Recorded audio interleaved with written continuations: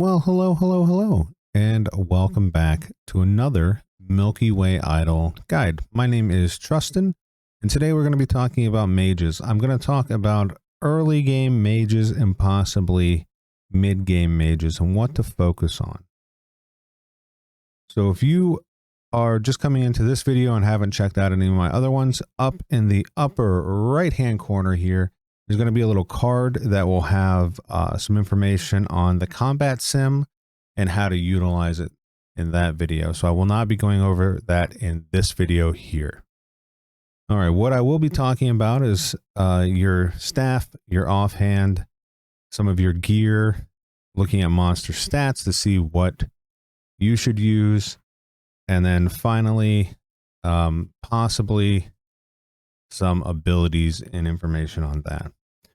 All right, so when you are getting into this, your staff here is going to be your main source of weapon, or your main source of, your weapon. Wow. All right, let's try that again, Trusten. Good job.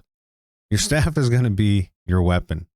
So if you look at this, the wooden staffs, or all of the staffs, have a very unique attribute here. Auto attack damage is negative 50%.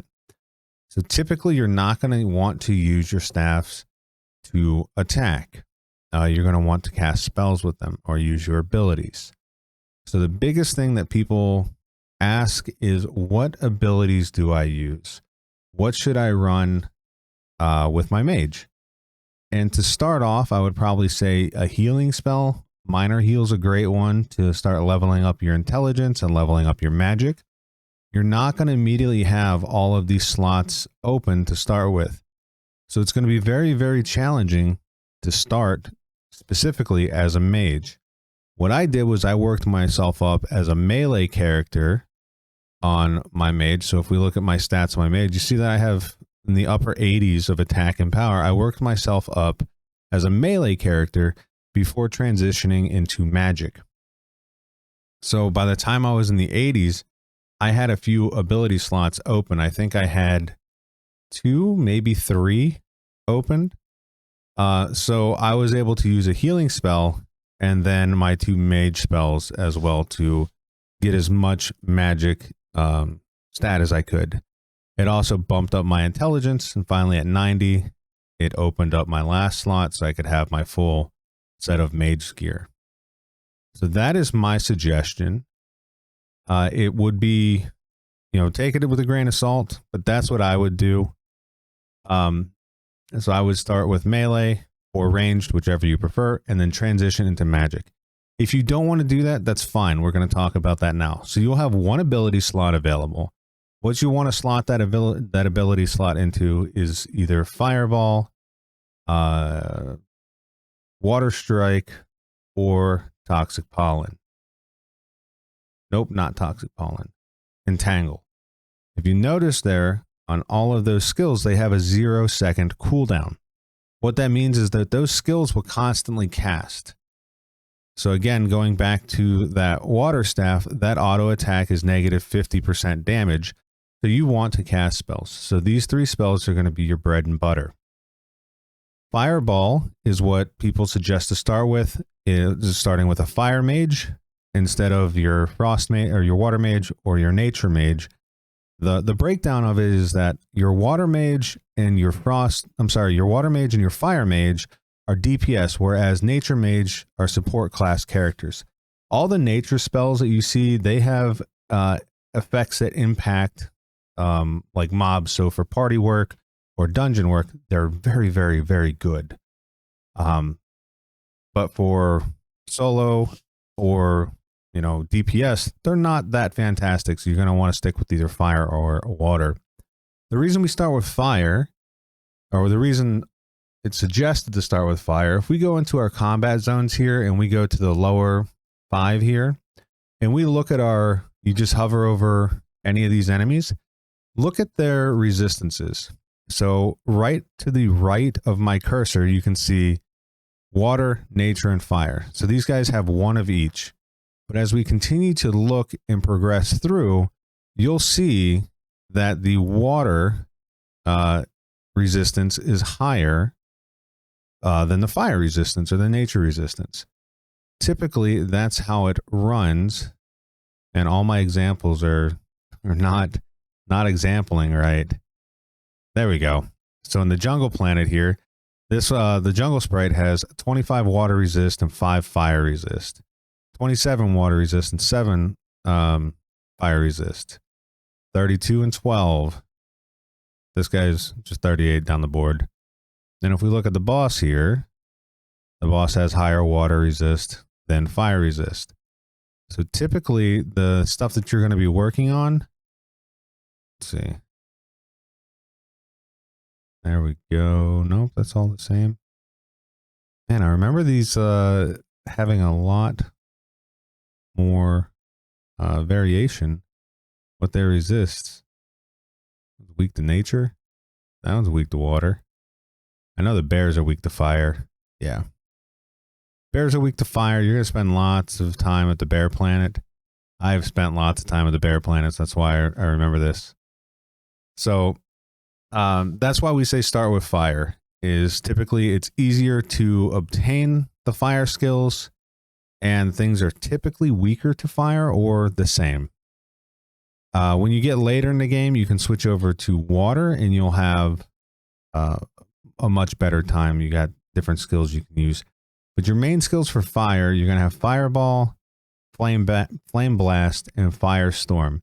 You can purchase these, or you can farm them up. So I know in the Sorcerer's Tower, that is where you get Flame Blast here from the Elementalist.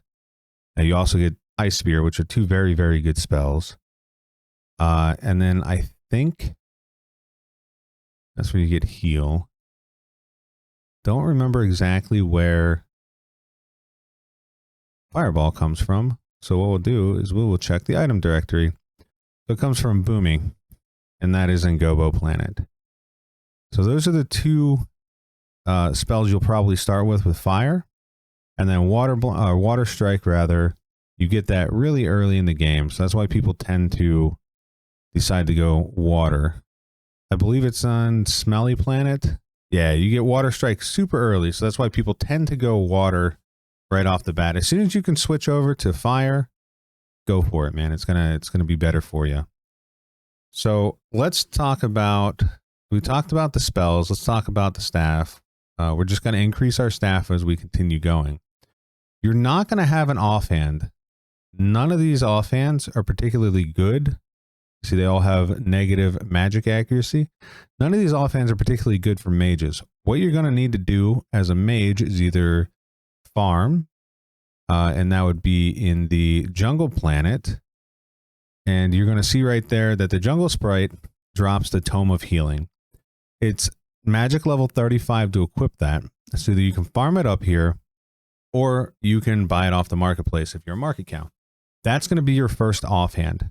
Great offhand. It gives you bonuses to I'll drop down and I'll show you mine. So it gives you bonus to Nature Amplify and Healing Amplify. So if you're using that healing, it'll help with that. But the most important thing there is that last stat there. The MP regeneration, 0.5% is massive. And if we take a look at that compared to like our rings, my ring is +2 and it's 0.24%. So that is a massive boost. It'll help you with your food and so on and so forth. So that's your first offhand. Eventually you may want to switch over to the Tome of Elements, which I don't have. Very surprised by that. Shocking. All right. So eventually you want to switch over to the Tome of Elements and then maybe craft a Watchful Relic. You lose the mana regen. Tome of Elements also has mana regen. But you lose the mana regen, which is rough. And then eventually Bishop's Codex. So with your gear, you're going to wear cotton boots, up to linen, silk, and so on. With your feet, your Sorc boots going to be your go-to item. That you get that from the Sorcerer's Tower. They all drop stuff where you can craft it. Your hands are going to be the Chrono Gloves. That's what you're going to aim for end game. and that'll also be in the Sorcerer's Tower. So you'll spend a lot of time in the Sorcerer's Tower.